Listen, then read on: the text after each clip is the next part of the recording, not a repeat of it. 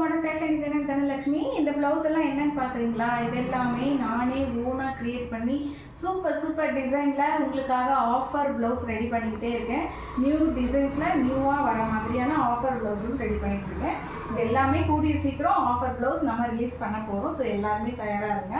அதுக்கு முன்னாடி offer blouse ready ஆனவுடனே கண்டிப்பாக அந்த வீடியோவை ஷேர் பண்ணுங்கள். ஸோ ஷேர் பண்ணுங்கள் அப்படின்னு சொன்ன உடனே இவங்க ஃபாலோவர்ஸ்க்காக ஷேர் பண்ண சொல்கிறாங்கன்னு மட்டும் நினைக்காதீங்க.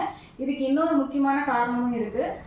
என்ன காரணம்னு பார்த்தீங்கன்னா, ஒரு 2 மாதத்துக்கு முன்னாடி எனக்கு ஒரு கால் வந்திருந்தது. அவங்க வந்து சிவகங்கை பக்கத்தில் ஒரு வில்லேஜ்லேருந்து ஒரு பொண்ணு கால் பண்ணியிருந்தாங்க. அக்கா, உங்கள் பேஜில் ஒரு டிசைன் பார்த்தேன், அந்த டிசைன் எனக்கு உடனே வேணுக்கா, நான் உடனே பே பண்ணுறேன், எனக்கு அந்த டிசைன் மட்டும் ஆரி ஒர்க் போட்டு கொடுங்கக்கா அப்படின்னு சொன்னாங்க. அவங்க அமிச்ச டிசைன் பார்த்தீங்கன்னா நம்மளோட ஆஃபர் ப்ளவுஸு. இல்லைப்பா, இது லாஸ்ட் இயர் ரிலீஸ் பண்ண ஆஃபர், அந்த ஆஃபர் டேட் எல்லாம் முடிஞ்சிச்சு. இப்போ பர்சனலாக உங்கள் ஒருத்தருக்காக மட்டும் அந்த ஆஃபர் ப்ளவுஸ் ரெடி பண்ண முடியாது இல்லைங்களா அப்படின்னு. இப்போ பண்ண முடியாதுப்பா, நீங்கள் தொடர்ந்து வாட்ச் பண்ணுங்கள், அடுத்தடுத்து ஆஃபர் ப்ளவுஸஸ் வரும், நீங்கள் போட்டுக்கோங்க அப்படின்னு. உடனே அவங்க ஒரு மாதிரி ரொம்ப வெக்ஸ் ஆகிட்டாங்க.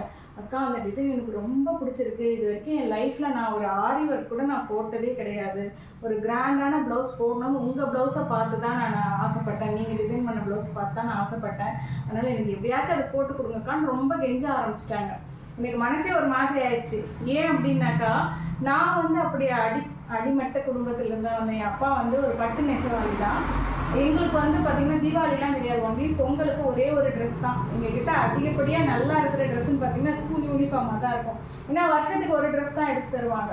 அந்த வருஷத்துக்கு ஒரு ட்ரெஸ் கூட பொங்கல் அன்றைக்கி காலையில் வரைக்கும் வெளியே வந்து வெயிட் பண்ணிக்கிட்டே இருப்பேன். அப்பா எப்படா எடுத்துகிட்டு வருவாங்க ட்ரெஸ்ஸு அப்படின்னு சொல்லிட்டு, அந்த ஒரு பாவாடை சட்டைக்காக. அப்பா வந்த உடனே சொல்லுவாங்க, இல்லைம்மா, நம்ம எதிர்பார்த்த பணம் கிடைக்கல, வந்து ஆஃபீஸில் எல்லா பணத்தையும் பிடிச்சிட்டாங்க, மளிகையில் வந்து பழைய பாக்கிக்கே பிடிச்சிட்டாங்க, இந்த வருஷம் பொங்கலுக்கு துணி எடுக்க முடியலமான்னு சொல்லுவாங்க. அப்படியே ரொம்ப கஷ்டமாக போயிடும். நம்ம ஆசைப்பட்டு அந்த விஷயம் கிடைக்கல அப்படின்றப்ப நமக்கு ரொம்பவே வெக்ஸ் ஆகிடும் மனசு. அது வந்து ஆசைப்பட்ட விஷயம் கிடைக்கலனா எவ்வளோ வலிக்குன்றது நான் உணர்ந்திருக்கேன். அதனால் எனக்கு ரொம்ப கஷ்டமாயிட்டு அந்த பொண்ணுக்காகவே அந்த ஆஃபரை நான் செகண்ட் டைம் ரிலீஸ் பண்ணேன். உங்கள் எல்லாருக்கும் தெரியும். சரி, நெட்டு ப்ளவுஸு, பேரட் ப்ளவுஸ்லாம் செகண்ட் டைமும் நான் ஆஃபர் கொடுத்துருக்கேன். அந்த மாதிரி ஆஃபர் கொடுத்து அந்த பொண்ணு யூஸ் பண்ணிட்டாங்க. அந்த டைம் நீங்கள் நிறைய ஷேர் பண்ணுங்கள்.